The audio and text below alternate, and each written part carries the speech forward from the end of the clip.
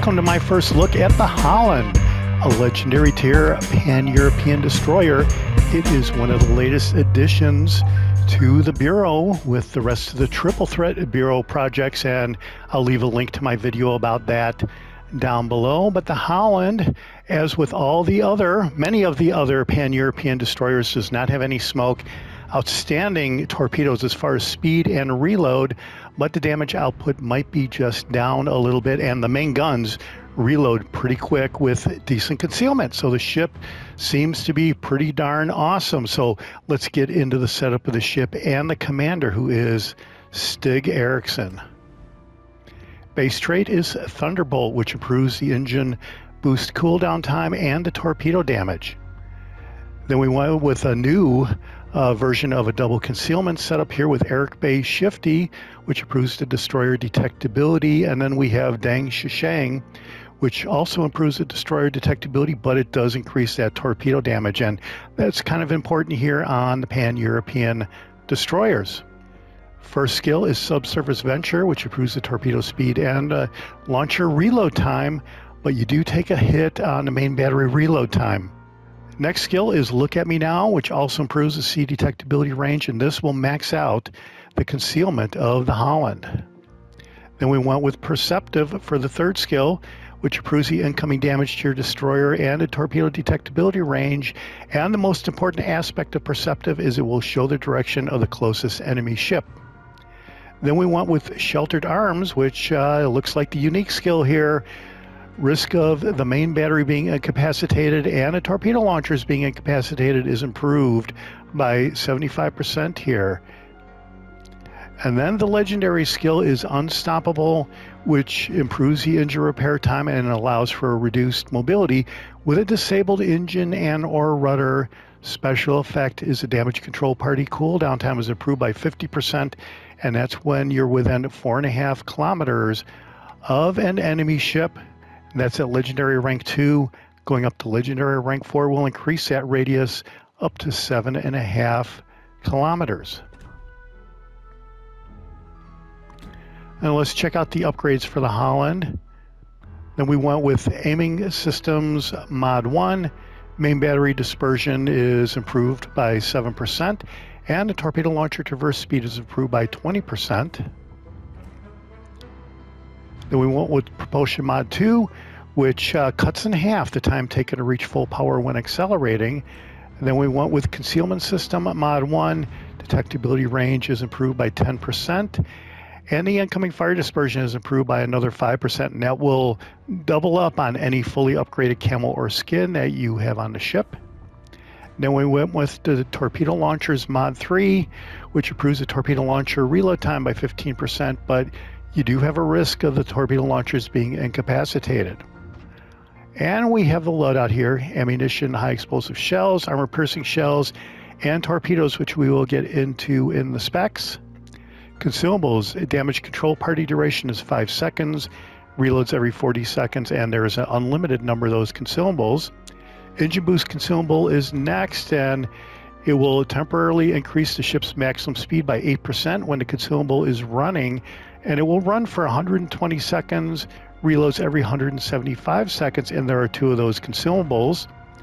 Repair party consumable is next, which will partially restore the ship's HP by repairing any light damage at the rate of 191 hit points per second.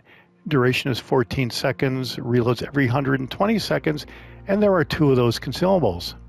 And then last we have defensive AA fire here, which will increase the efficiency of the AA fire.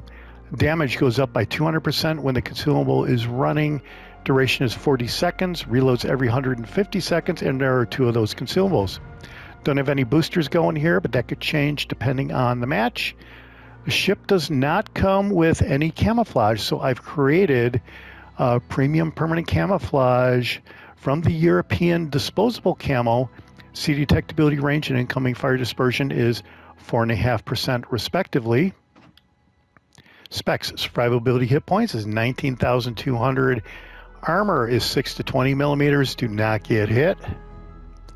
Artillery: you have 4 guns. They reach out to 11 kilometers. Reload every 2.2 seconds, which is awesome.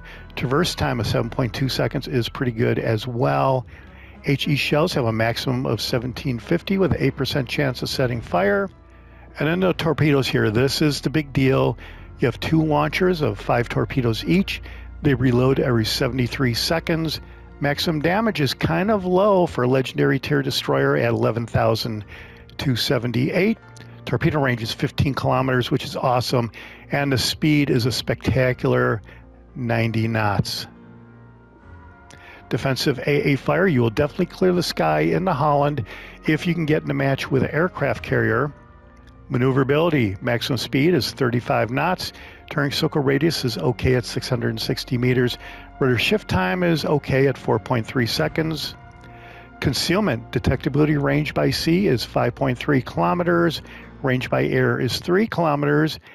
And if you're firing into smoke, it's 2.5 kilometers. Armor, whatever you do, do not get hit. Overview, fast torpedoes. A ship has faster than average torpedoes, and that is right at 90 knots. That is awesome. Rapid reload, above average torpedo reload speed. And yeah, 72 seconds is pretty awesome. And it does have a heel concealable, which is kind of rare for destroyers. Some destroyers have it, but this one definitely does. So then the Halland was one of the largest and most powerful destroyers in the Swedish Navy. Their main advantages were powerful AA defenses and extremely rapid refiring main battery artillery. Entered service in 1955, and there were 2 ships in the series. All right, well, that's it for the setup of the ship and the commander. Let's go out in a standard battle and check out some highlights.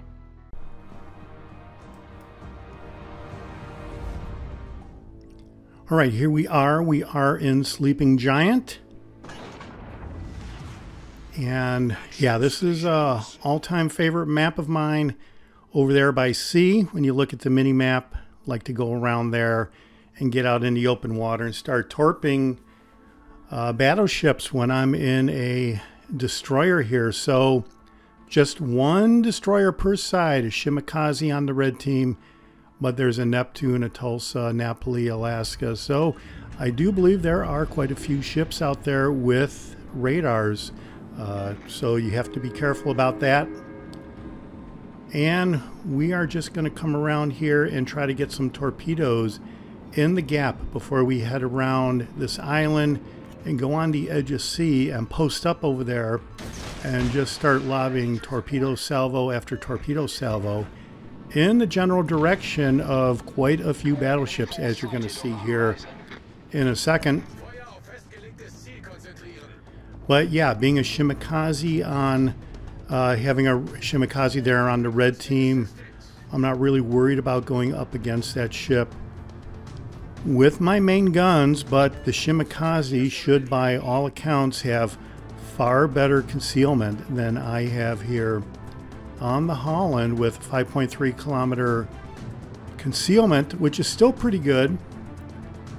And yes, so the Alaska is not really moving around. I'm going to have to take a guess as to where a ship might be. There's the Perceptive Indicator, and I'm not really sure that that Perceptive Indicator is on the Alaska. It looks like it is on another ship. Looks like it is right over in that area where I let those torpedoes go, so we'll see who's trying to sneak around the other side there. But yeah, I am going around the edge. And we are just going to try to cause as much devastation as we can over here. And there, the Tulsa on the blue team is down. So we are not starting off all that great. But there is only 2.5 minutes gone from the match. So it's kind of early in the match. And literally anything could happen. There I'm trying to tell my team that there is an enemy cruiser. Try to take that guy out. And I'm thinking about whether I want to take some shots in the gap over there.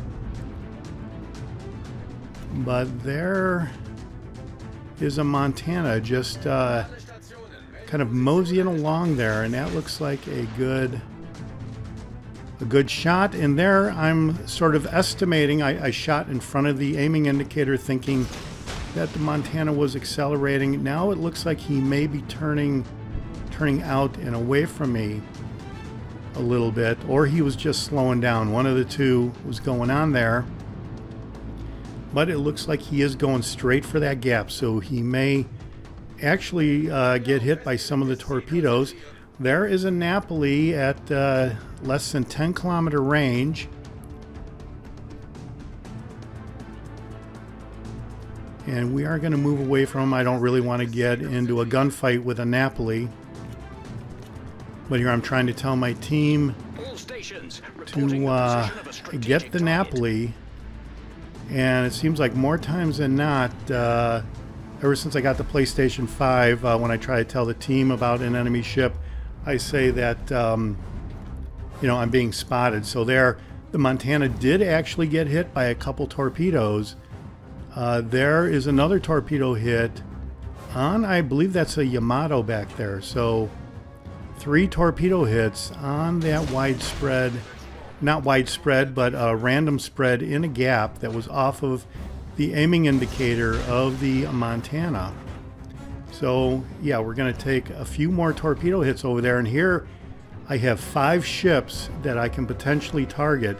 And this is the area I was talking about posting up, where I'm just sitting here and taking pot shots. These 90 knot speed torpedoes are awesome. I think it catches some of the red team by surprise by as quick as they are moving. And this looks like I'm going to get some more hits here. And there we do get 1 hit on the Alaska. Are we going to get a second hit? Torpedo is not fast enough. How about that? Right, so we're up to 4 torpedo hits, 38,000 damage on 4 floodings, but everybody damage conned almost immediately, so I'm not getting anything out of the floods because they did damage con. But now we are even on ships. So like I said, it was early in the match. About 5 minutes is gone. Almost 10 minutes remaining. And now this Napoli, I believe that this guy is coming after me. He's coming in the general direction of these torpedoes. And there I took another shot well ahead of the aiming indicator, expecting the Napoli to accelerate. So we're going to see if we can catch him. And this looks like it might be pretty good right here. Holy cow, that Napoli is done. Maybe not done, but he's going to get 2 torpedo hits, I guess. So, all right, and there is a flood. And he damage conned immediately. So there you go. That is the big defense against the floods from the Halland is damage con immediately and assume that you won't get another torpedo hit and flood. And now we are up on the border, so if he came after us, we would be in a little bit of trouble because we cannot maneuver, but he's turning away from us. So in some ways that is great. I'm glad to see that. But now we are coming back to re-engage this gaggle of ships over here. And this is where any team, whether it's red or blue, when they're on that side of the map, it seems like you do have a congregation of ships over there. So if you can get a destroyer in this general area and just tee off on these guys with a 15-kilometer range, you are golden. So yeah, we took a shot on the Pommern, and we're going to take a shot here on the Yamato, expecting that he may back up. Concentrate fire on that enemy warship. And we will eventually get into sea over there. But for right now, we are just going to tee off on these battleships. So, okay, so in order to unlock the Halland, you have to go through the Bureau Project, and there are 3 segments that you have to have specific ships to progress. You have to complete a battle with a specific tech tree pan-European destroyer, and there are a bunch of hits on that Pommern, so that is awesome. Got a flooding. Is that flood going to keep going? Looks like it is, so he may be in big trouble. And we are spotted by that Shimikaze, so that is in some ways good, I think.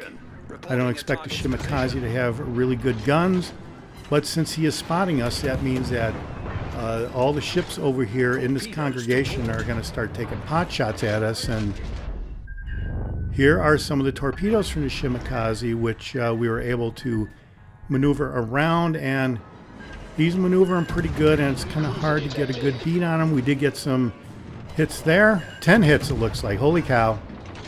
13 hits. So we are getting hits on him, and are we going to take this guy out? Should be able to here. And he is gone, but we didn't get the destroyed ship. We are up to 101,000 damage, so we are starting to have a good match. We are ahead on ships, but we are down on points because the red team has captured more bases. So they've got 2 bases, we've only got 1, but we're going to come in here and start capturing C and take care of that and flip that over a little bit. So now they are down another ship, so they have 4 ships remaining. The destroyer is gone, as we saw before, and this looks like a great shot in the gap here. Once I get in the base and maneuver around, there is another ship in here, which I do not see. I don't really see him. Well, I guess I see the shadow on the mini-map, but I don't really see him right now. I think he's probably in the smoke. Took a couple shots in the gap over there. Now his sonar is on, so whatever ship it is, the sonar is on, and people can start taking shots at me. So there is a Napoli, but that's not the guy. Where is this guy that has a sonar? Here's a blue team battleship here, and it was the Neptune. So a Neptune versus a Yamato, and that is not a fair fight, but they took each other out. So we will be able to capture the base, and they are down to only 2 ships. So this looks like it will be an easy win at this point.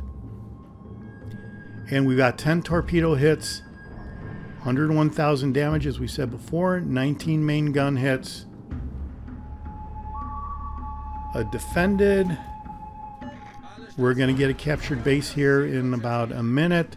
7 floodings, but yeah, as we saw, they were damage conning all of those floods except for 1, it looked like. So yeah, the Halland is an awesome pan-European destroyer, and the hallmark of the pan-European destroyers are long-range torpedoes, pretty fast speed, they reload pretty quick. The downside of the pan-European destroyers is no smoke, and the torpedo damage output is down almost 50%, it seems like. Probably more like 40% or 30%. It is down compared to what you would normally expect from a torpedo of any specific tier. But so it's a yin and yang. You make up with that with the faster reload, and you have much higher speeds. 90 knot speeds is awesome, and 15-kilometer range. So, and really, when you think about it, you don't really need the smoke all that much, because when you're in a match with radar ships, which you primarily are, you will end up getting radared most of the time anyway. So there, I took another shot behind the aiming indicator, expecting that the Bourgogne is going to slow down.